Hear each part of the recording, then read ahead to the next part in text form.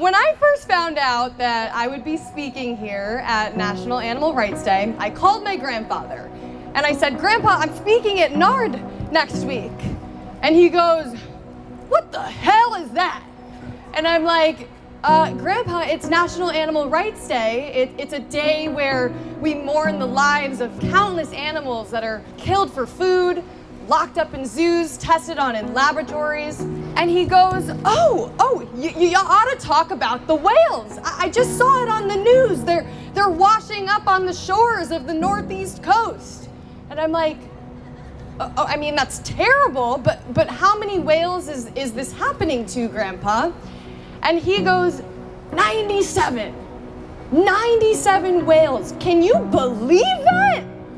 It was so interesting how concerned he was about the whales.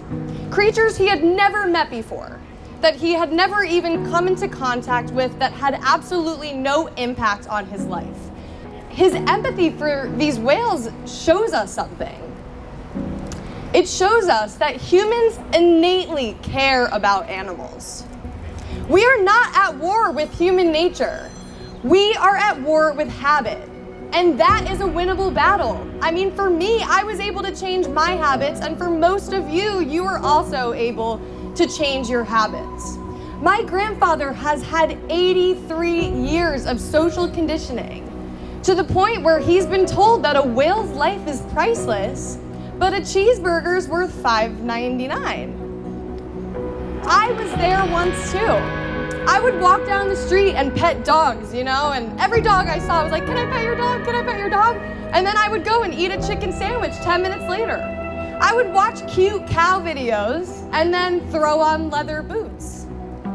I would make fun of guys holding up fish in their dating profile pictures and then grill salmon for dinner. I too was one of those people that cared deeply about animals, but was so blinded by what society had conditioned me to believe. And I believe that there is a silver lining in this, because I am disgusted with the actions that I used to partake in. But maybe this means that everyone can make the connection like we did at one point. That everyone can open their circle and expand their circle of compassion to not only include humans, dogs, and apparently whales, but also include cows, chickens, fish, and all the animals that have the capacity to suffer. This is an awakening.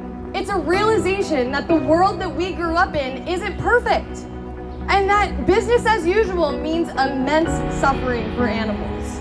But it also means that there's something we can do about it.